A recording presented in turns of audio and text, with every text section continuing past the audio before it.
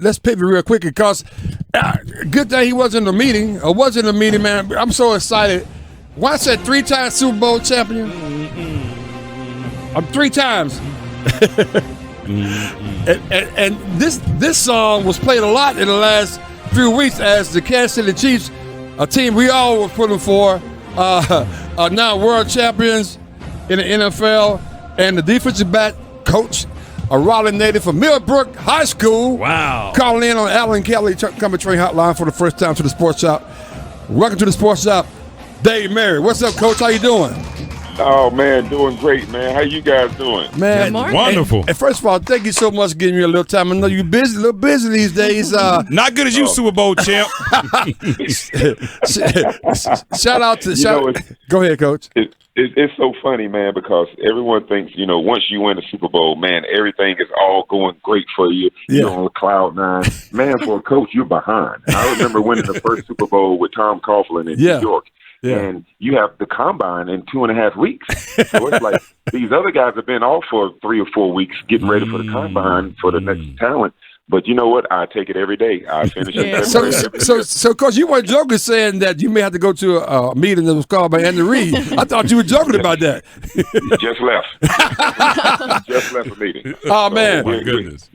Great. Yeah, shout out to Craig Keefe, who you know real well. Kept saying, man, you got to get my man Dave on. I said, I would love to. And Craig has been a bit supportive of the show, so thank him for connecting us.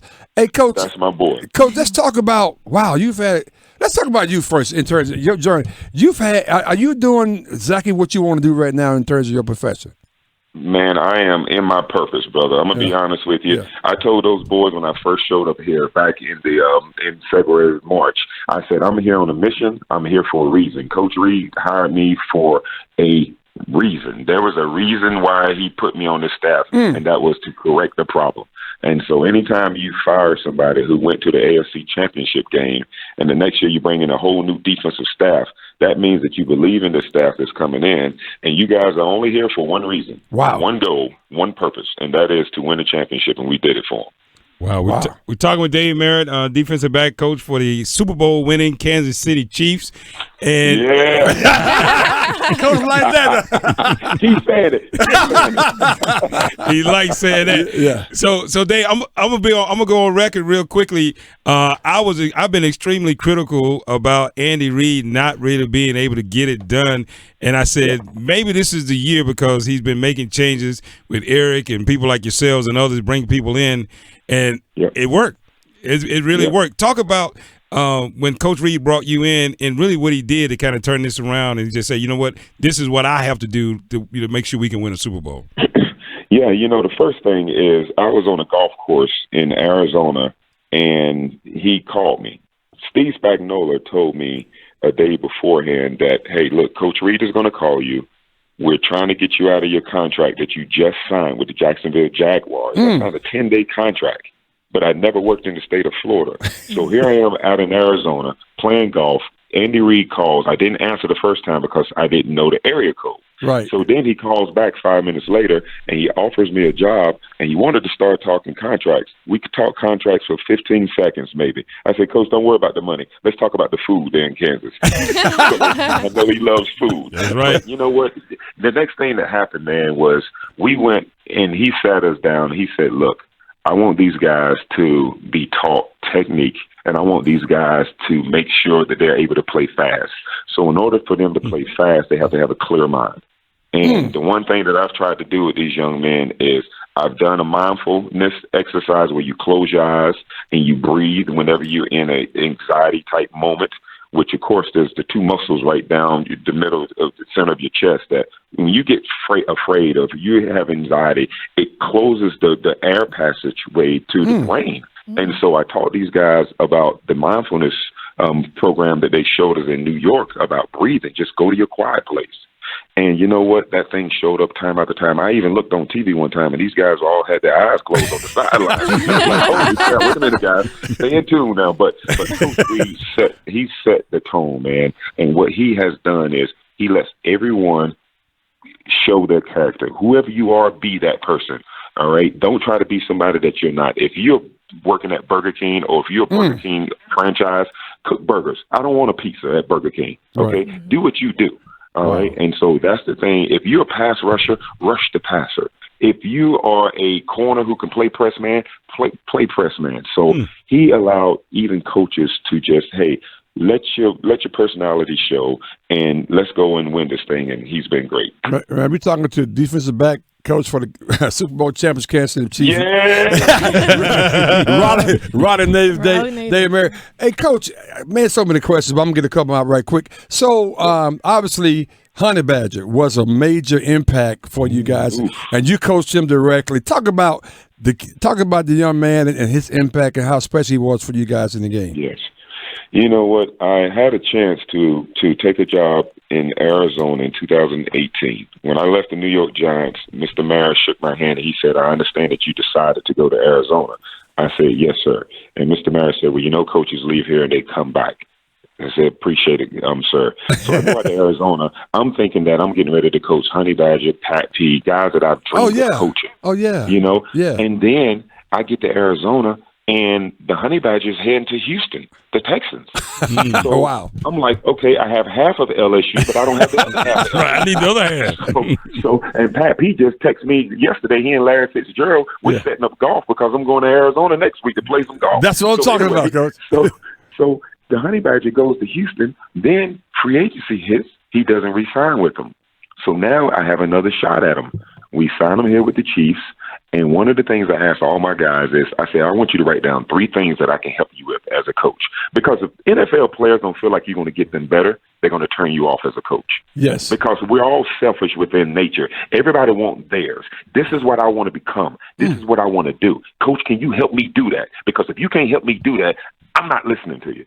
So I had them write down 3 things. And one of the things that Honey Badger wrote down was, Coach, I need to learn how to study tape. He said, because no one has really taught me how to study film. He said, Coach, everyone has just assumed that, hey, because I'm athletic, I'm instinctive, that, hey, he has it. He said, but Coach, I really need to learn how to study tape. So I took that as if he's saying it, that means that the entire room is saying it. Yeah. So one of the things that I did this year, all right, and I've done this exercise also back in New York, I assigned each player that sits in my DB room an assignment per week that you have to get up and give a report on a particular area. So, for example, the Honey Badger had 3rd down from 3rd and 1 to 3rd and 6. And I also put Kendall Fuller on 3rd down from 3rd and 1 to 6.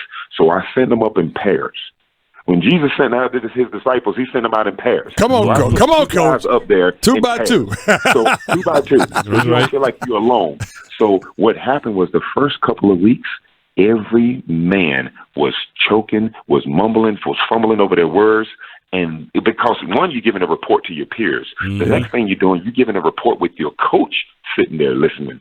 So after about 4 weeks, you talking some boys taking the steering wheel and running with it. Wow. Man, I tell them all the time, we drive the bus from the back. That's what we do. All right, we're the DBs. We're the last line of the defense. Drive the bus for the back. That's what we do. And so, but man, I tell you what, that gave Honey Badger so much confidence. And then he started wanting to report on receivers. He wanted to report on 1st and 2nd down. And I'm like, okay, stay in your lane. All right. Yeah. I need you to be an expert in this area. All right. But what it did for those guys was it caused each man in that room, even the practice squad guys had an assignment. It caused each man in that room to think as a starter. Because you are a starter. You one snap away from being on the field. I remember in 2007, we had a young man by the name of Jeffrey Pope who was on the practice squad for 11 weeks. He had to go in the game versus the Cowboys in Dallas versus T.O. for about 12 snaps because our corner was injured. And he had to think like a starter. So that's one of the things that Honey Badger ended up bringing back. And his leadership is unmatched by any player I've ever coached. Outstanding. We're talking with Dave Merritt, Super Bowl winning coach for the Kansas City Chiefs, DB coach, by the way. And Coach, just listening to you talk, of course, I see why they reached out to you. I see why Coach Reed sought you out after you signed the contract. He said, "Yeah, forget about that. I need you to come over here." Yeah. So that speaks volumes about you and what your resume and what you put together. Appreciate it. But I'm going to ask you a question, some insight. Talk to me about the first time you got a chance to interact and meet Patrick Mahomes, and how special is that young man, and what did you glean from that initial interaction? You know what? The first time that I met Pat, he walks around this building with his eyes down, eyes low, so he doesn't really walk with his head up with straight eye contact. Yes. And it's almost as if it's a reverence there between a coach and a player. How you doing, coach? And so when he talks to me, at the beginning, he would talk to me he would quickly look in my eye, and then he'd bounce his eyes elsewhere. All right. And so when I saw that, when I noticed that, I was like, wow. So this kid right here must have had some home training. He's saying yes, sir, all the time, no, sir. And I'm sitting, I just started studying this kid, just watching him. Because the thing that I've learned in my however many years I've been coaching, 23, 24 years, is the superstars, you got to let them be and just sit back and figure out what helps make them tick. It's what helps make them tick, not that you're trying to change them. And so I just observed Pat, and I said, you know what? Let me just stay back in the little shadows just for a couple of months, and then eventually he'll come out of his shell, and he did. But the first time we met, it was a shy kid who was humbled by the fact that he was the MVP of the league. So much success came early. He's on all kinds of commercials, and I even said, you know what? You need to stop making those commercials until you win a Super Bowl. After you win a Super Bowl, then go make as many commercials as you want. So I said that to myself. I couldn't go and say it to him. Yeah, right. But wouldn't you know, this kid now has an MVP trophy his second year. He has a Super Bowl MVP trophy his third year. And now this kid is still humble. He hasn't changed. Yeah. Right? He now has some golf set up. I'm taking him up to Pine Valley. I'm taking him up to Baltusrol, some of those Northeast courses I was a part of, man. And so we're going to golf it up. Yeah, I saw the picture. Greg sent me a picture with you and him posing. We're gonna post that. Hey, Coach, I do want to ask you, and you have Coach preceding your name. Let's talk about another coach, Eric Bieniemy, who was an integral part of you guys' team. And really, we had Tony Dungy on a few weeks ago. He raised about Eric. Why should he be a head coach? Why he should be a head coach is because, number one, he's intelligent enough to be a head coach. He's a leader of men. Yep. He doesn't take any crap. And my thing is that when you're in that chair, that's a lonely position to be in. Look. True story, my friend. I've been there, done it. Trust me, I understand.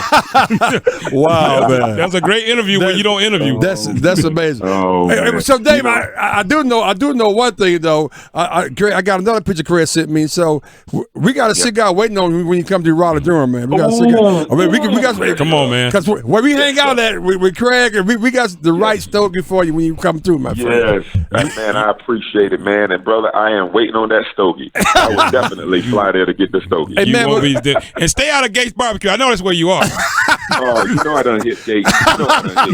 Man, but thank you so much. But anytime you're in Raleigh, seriously, you come out. We would love for you to come hang out with us on the show. Anytime. And just talk shop, man. Anytime. Congratulations to your career, man, and all you're doing. And we're so happy we had a chance to talk to you today. Thank you for your time, brother. Thank you. Thank you so much, man. And I just want to say thank you to my boy Craig Keefe, who's been a longtime friend again. And I want to just thank my coaches that have paved the way for me, because it's not my doing. I'm transferring what they put in me. All right. So Carl Pridgeon, Earl Smith, Buddy Green, all those guys. I want to thank all you guys. Oh, man. Appreciate you guys having me on the show, brother. Thanks for what's up, man. Stay good. That was good. Thank you. All right, brother. Take care, man. Oh, man.